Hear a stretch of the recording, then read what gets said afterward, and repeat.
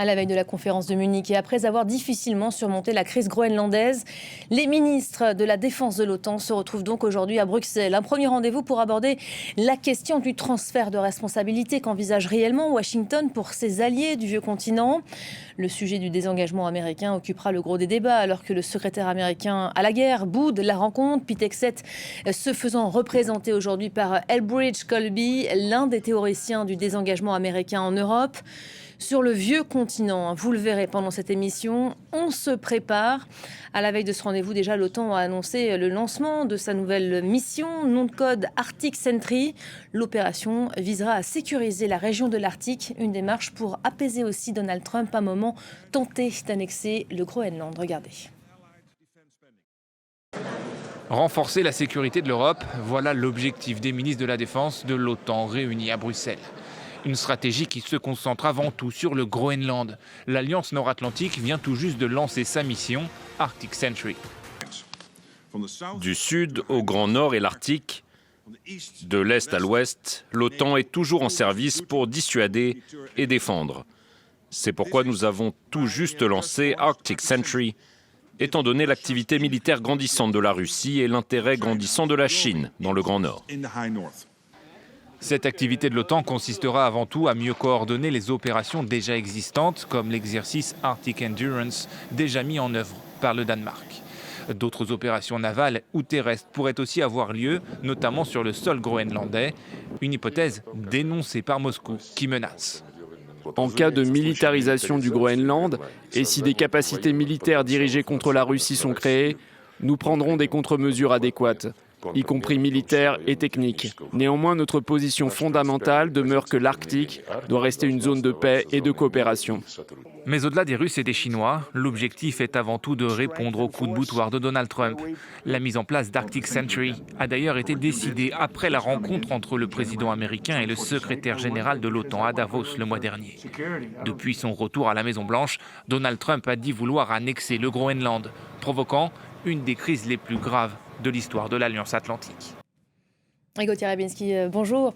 Il s'agit précisément de se parler de nouveau depuis qu'on a réussi à dépasser cette fameuse crise du Groenland, sachant que les Américains n'envoient pas leur ministre de la guerre, aujourd'hui leur ministre de la Défense.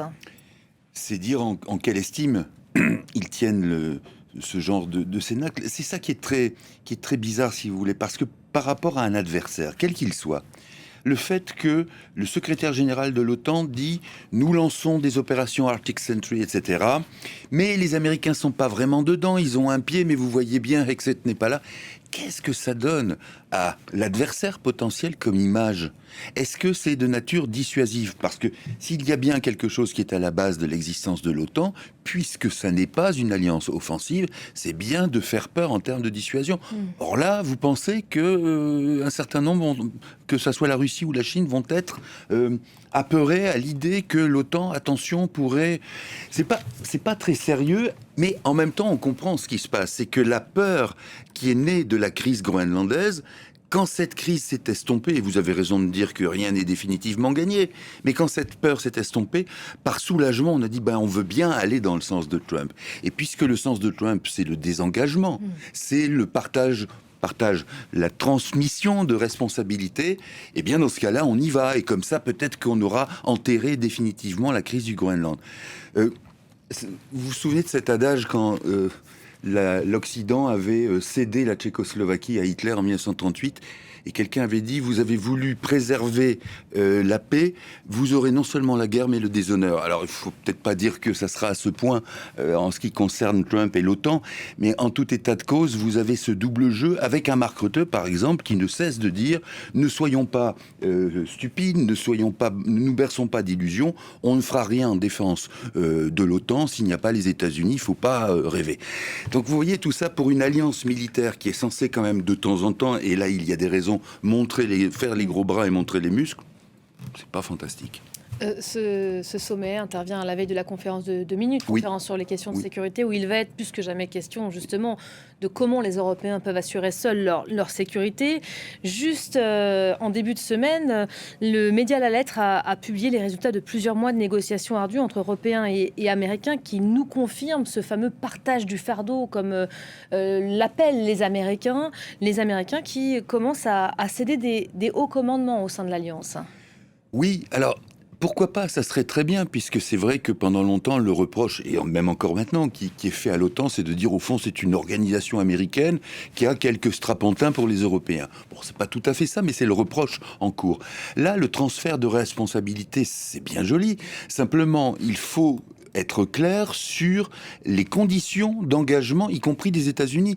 Que se passe-t-il par rapport à telle menace? Quelle menace est considérée de telle sorte que les États-Unis doivent agir ou pas? Parce qu'il est vrai que dans l'immédiat, le réalisme confirme que l'on ne peut pas demander aux Européens, enfin en tout cas aux membres de l'OTAN sans les États-Unis, de se défendre. Mais encore faut-il que derrière les États-Unis ne fassent pas que de la délégation de responsabilité, mais disent aussi, bon, vous partagez le fardeau, mais sachez que si on en arrive à tel ou tel point dans une crise, on sera là. Et c'est pas le cas Et aujourd'hui. c'est pas le cas aujourd'hui.